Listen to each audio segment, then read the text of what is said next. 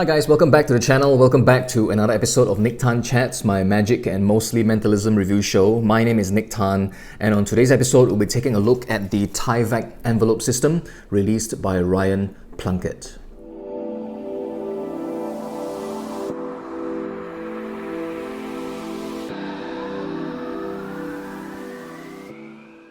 So hey guys, welcome back to the channel. As always, thank you guys so much for tuning in. Thanks for choosing to spend some time with me today. Now I do realize that I have been away for a while, alright? I've been kind of absent for the past couple of weeks. But it's because, I've been busy with online performances. This month, it being December, alright, it is really the season for events to take place. And so I've been really blessed with, quite a number of virtual online performances. In fact, I just finished one show, alright, and my next show is actually like 3 hours away. So I thought, from now till then, I could, squeeze in the recording of one episode for you guys right here.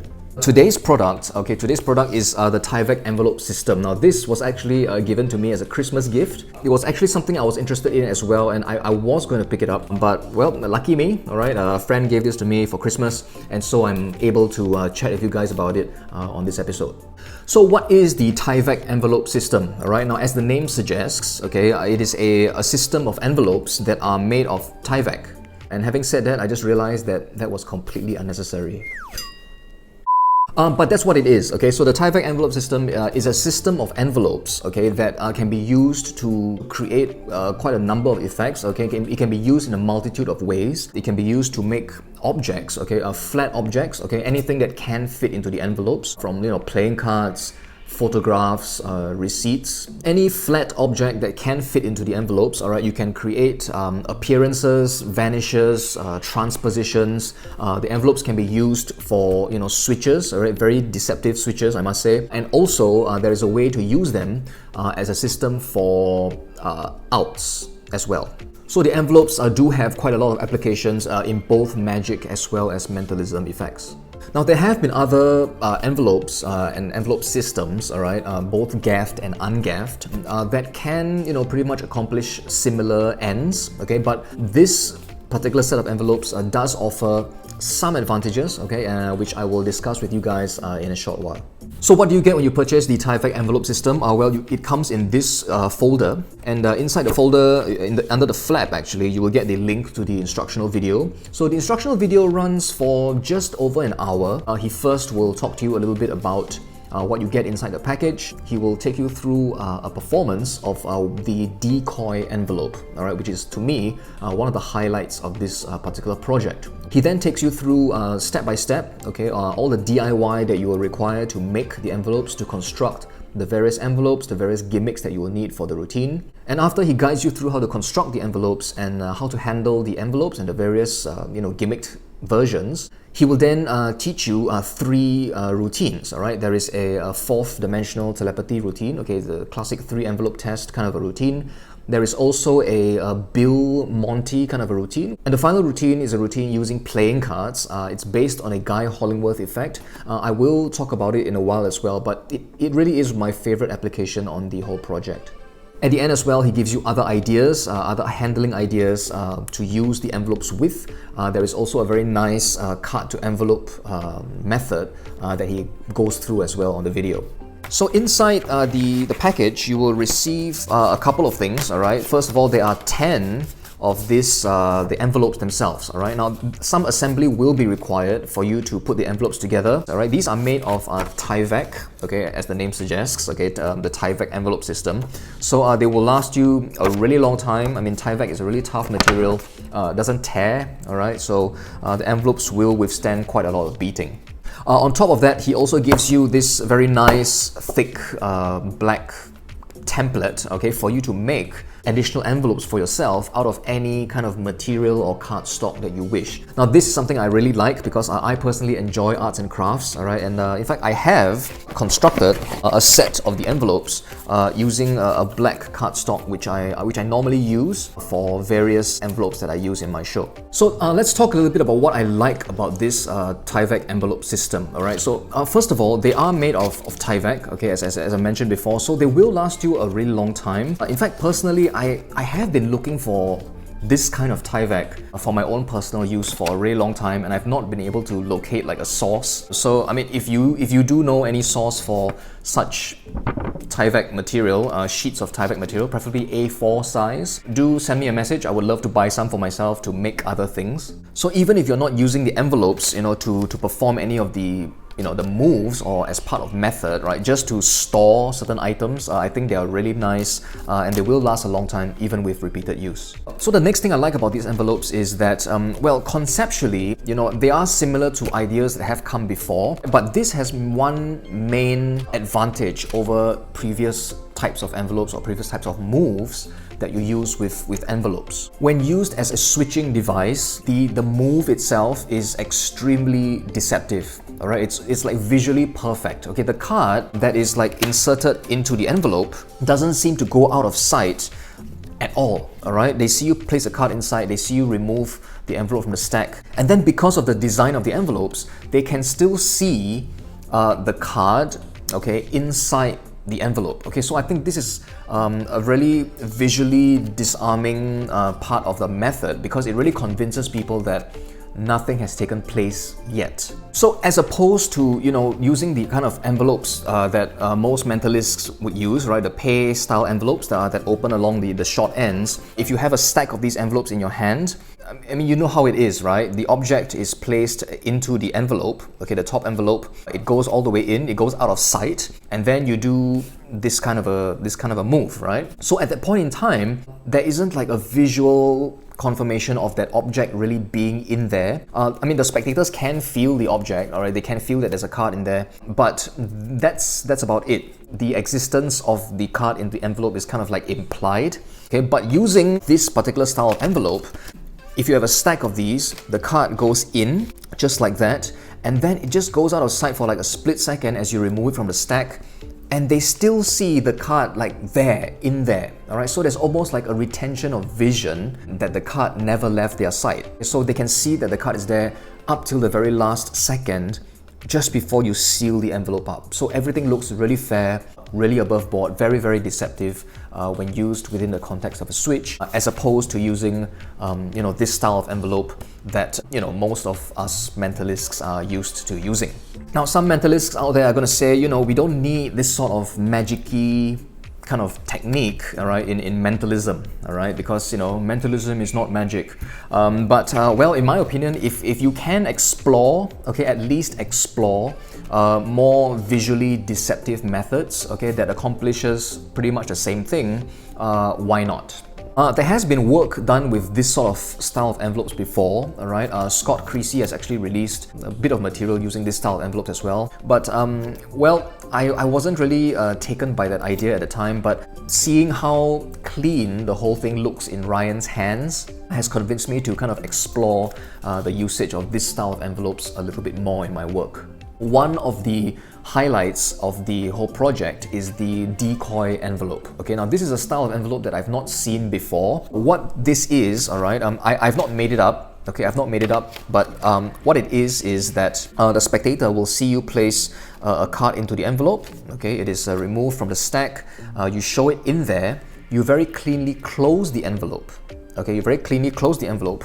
And then let's just imagine this is the same one that I'm holding, all right? So you very cleanly close the envelope, they still see the object in there, and then just like a split second later, you can reopen the envelope, they see that it is now empty, and then you can open up the envelope this way, okay, rip it open like that, and show that there's really nothing in there. So the card has really vanished, okay? It's a very, very clean, deceptive vanish.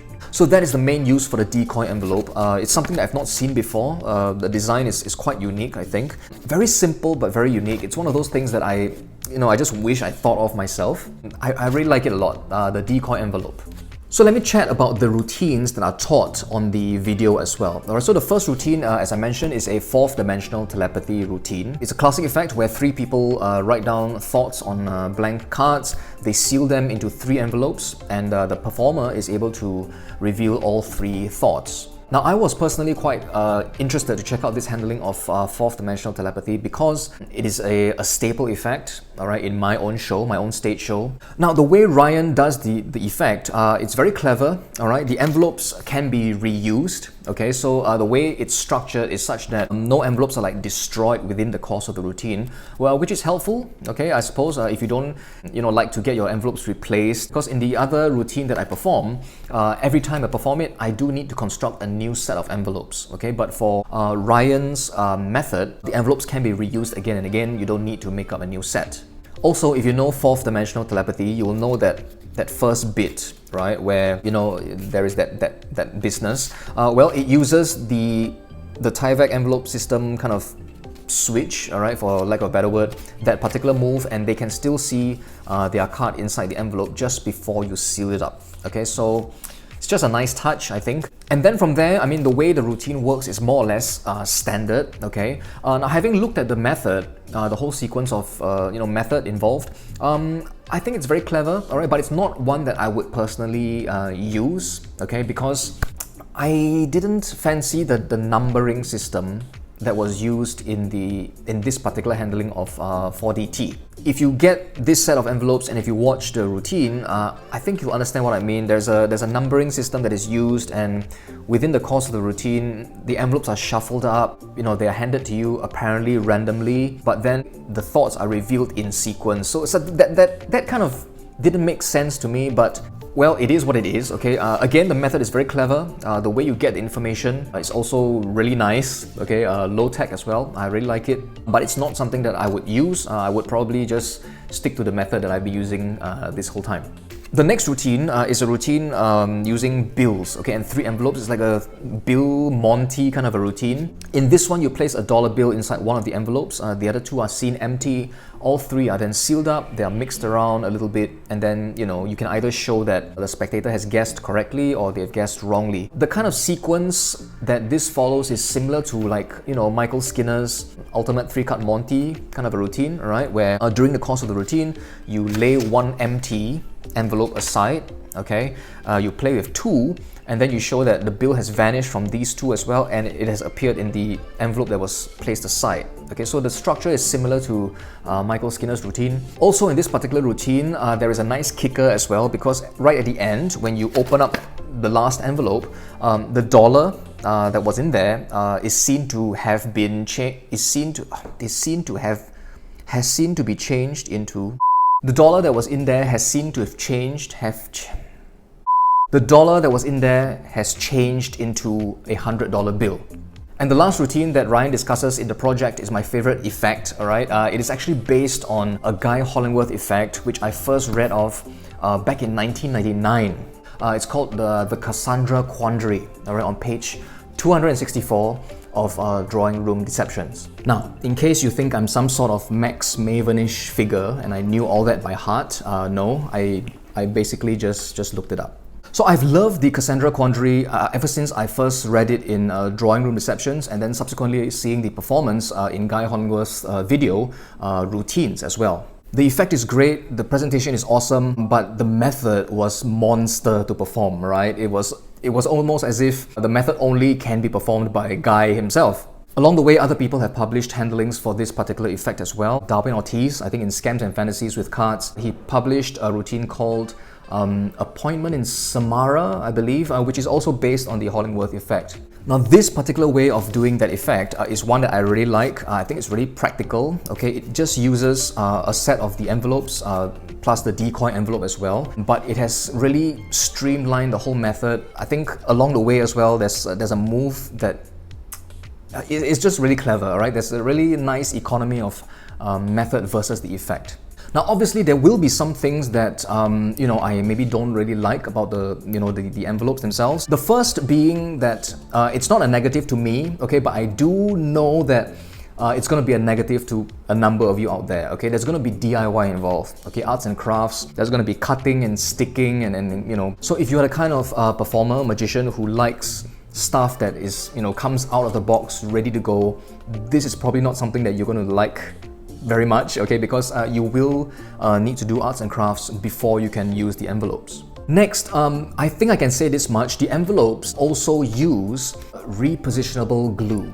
That is something that I don't like to use, really. I don't know, I just don't like anything that needs to be like topped up, you know. Something else also that is related to this kind of a thing is like R&S. Okay, so you know, it requires like every now and then you do need to like respray it. So every performance, just before you perform, you do need to remember to reapply the repositionable glue. Alright, it's kind of like the low-tech version of batteries for electronic stuff. Alright, you always have to check and make sure that, you know, all the expendable items are working before you go out and perform with them. So yes, the topping up of the tack. Okay, that's not something I fancy, but I do understand that it is necessary for the envelopes to work. Next, one of the strengths of the envelopes is that you can eventually, at the end, open up the envelopes this way to display that there's nothing inside, okay? Now, this is actually a strength that I think might also kind of feel like a bit of a illogical thing, because there's no, I don't know of any envelopes that open and close this way, and then in the end you can like open them up this way like that. I don't know of any envelopes that behave like that. I do suppose you could mime that you're like ripping them and destroying them. In that case, I think that would make sense. But yeah, I mean, regular envelopes are not handled like that. Okay, so although it's visually very deceptive, it's slightly illogical to me. Next, alright, you only get 10 of these envelopes. Okay, 10 of these envelopes, which means you need to be very sure what effects you're going to be preparing the decoy envelope for. The decoy envelope is not an envelope that you can kind of interchange its use. Okay, so for example, if you have decided that you wish to use it with a playing card, it cannot be used for like a bill or like a piece of paper or a receipt or a photograph or anything like that. You know, the orientation of the playing card also has a part to play in this. Okay, so if you wish for your envelope to display a face-up card, it has to always be face-up after that. Okay, so you do need to make multiple gaffed envelopes for each particular situation or effect that you wish to use the envelopes for. So the decoy envelope is not like one envelope to rule them all. Okay, you do need to make individual decoy envelopes for each particular routine that you wish to use. One last point, you know, I think it's a minor thing, alright, but these envelopes tend to be more, I think, demonstrative in nature. Alright, and what do I mean by that? For example, the Bill Monty routine where you mix the envelopes around, it's more like a demonstrative routine because the spectators can't really open up the envelopes themselves. The performer needs to be the one to handle the envelopes at all times, especially if you're going to be doing, you know, that kind of sequence where you open up the envelope like that. Okay, so the envelopes are hardly handled by the spectator, so all the routines that you perform with them using the decoy envelopes will be more demonstrative as opposed to it, you know, being interactive where you can, you know, let them handle the stuff and just open up the envelopes by themselves. But you know, all things considered, I really like the Tyvek envelope system. I think it's really clever. Alright, the decoy envelope itself was like a piece of knowledge to me that I never knew before. Alright, so just learning that alone, I think, made it worth my while. So once again, I'd like to thank Cassidy at The Fundamentals for letting me have this, alright, as a Christmas gift, okay, so that I can chat about it with you on this show. If you'd like to pick up a copy of the Tyvek envelope system for yourselves, I will leave the link in the description box down below. So if you are new to the channel and if you just watch this video, if you've gotten value out of the video, please do drop me a sub, okay, subscribe to the channel because that really helps me grow the channel on YouTube, and it helps, you know, motivate me as well to continue putting out these episodes for you guys. So that's all I have for you guys today. Okay, I'm off to now set up for my next virtual show. Okay, so till next time when I see you, please take care of yourselves, enjoy your magic, stay safe, and I will see you again on a future episode of Nick Tan Chats.